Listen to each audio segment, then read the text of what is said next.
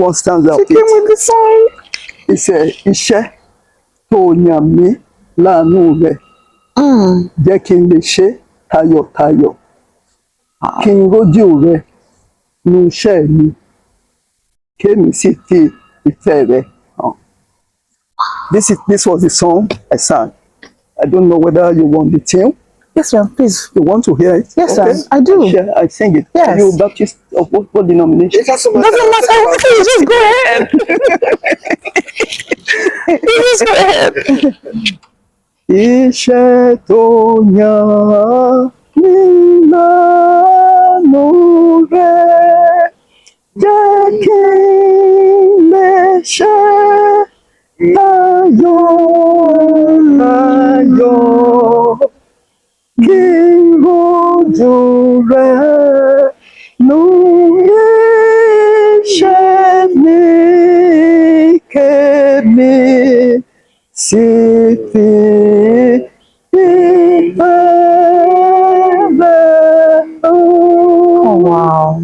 It summarizes what a teacher is asked to do. It's a calling.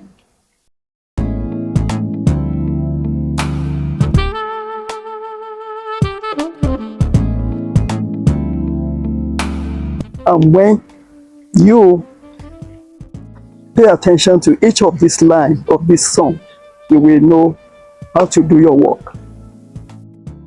Wow. As simple as that sounds, She has told me her philosophy for education already. it tells you where she's coming. Oh, wow. Exactly where she's coming from, without mincing words, without any confusion whatsoever. The tune, ma, is a very popular tune. It is. I come from a Catholic background, and we have a song in that tune. And that's why I was humming after you. I could see You that. know, and you can see how emotional Mama was when she was singing. Very emotional about it. So it tells you where she draws her strength from, where she draws the core of Inspiration. her, Yes. you know, and when you anchor yourself on such timeless principles, you can't but do right. You can't but perform optimally, and we can see from the life she has lived, from so many things. And there was something that I shared with me. I wasn't at that meeting where she first encountered you. I wasn't there, but she shared with me, and I said, "Oh, we need to speak to Mama. We just have to have an interview with her." And so we started chasing, and God helped us. We were able to catch you just before you run back to your place in the US.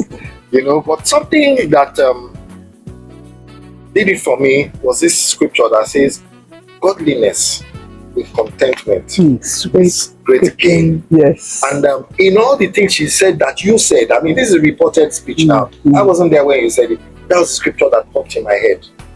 Godliness with contentment is great gain, because you spoke around being content, Yes. being humble, Yes. because she Understanding every what single wealth is. She called me excitedly that afternoon, and she was saying, "Oh boy, I'm excited." And so you can see that she did a good job of telling me some of the things you said. She did. Maybe not verbatim, but I got the message Yeah. loud and clear. And this is a woman who has lived in contentment. Yes. And God has just continued to bless her in so many ways. You know, here in Nigeria, we put so much emphasis on money. Yeah. God has given her that money, and yet beyond the money, Beyond the money. I mean, what's the point of having that money if you don't have good health to enjoy it? Ah, yeah. A 90-year-old woman, no Alzheimer's, no No arthritis, nothing. She's dementia. That's what I was trying to remember. No. No dementia, lucid. I mean, Intelligent. we sat down here. She kept on saying, "Would you like a cup of coffee?" And she ensured that I had a cup of coffee, even while the recording was going on. I mean, that tells you her detailing Yes. on point. On I point. can't just bless God for your life, really. Thank you. And that scripture still is even truer for me now. A godliness with Contentment is great gain. because really, indeed, it is. Do you have one last question for me? Yes, before we, I'm done with questions. Oh really? I want to ask. Oh yes. I want to ask. It's not going to be a question really, but for the sake of the teachers, the school owners, the parents. You've spoken to the leaders already in the course of what you said. You're talking to policy leaders and all that, but to the teachers, to the parents, to mothers, I just want you to say something to them. I will use a Yoruba word to describe what you want me to say. It says, Ile láti kó ẹ̀ṣọ́ ròde. The home should be a good home, and every woman entering into marriage should always pray for a good home. When you have good home, you raise good children. When the school takes these children, they can do marvelous things with them. And when these children get into the society, they bring great blessings to the community. So the home plays a vital role in the life of any child. I was always telling the students, you say, oh, mama does this, mama does that. Without mama, you cannot be anything. If you haven't come from good homes at the time I came into your life, I wouldn't have been able to achieve anything. Because these children were good. When they come to school, a father sent some children to government college.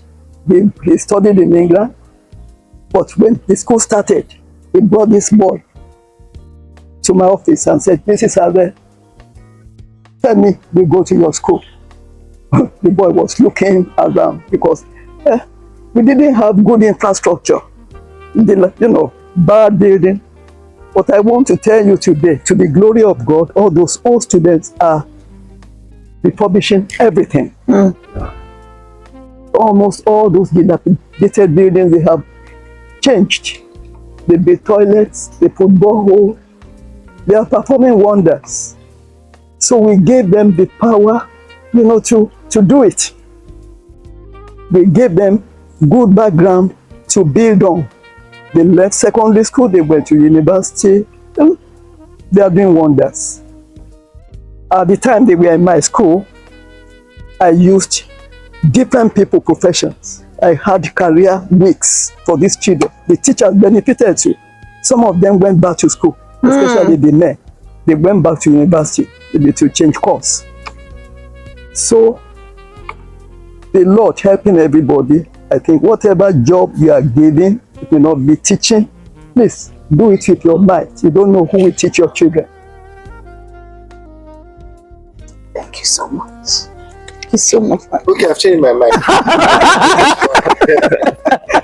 And I promise this is before we call it today.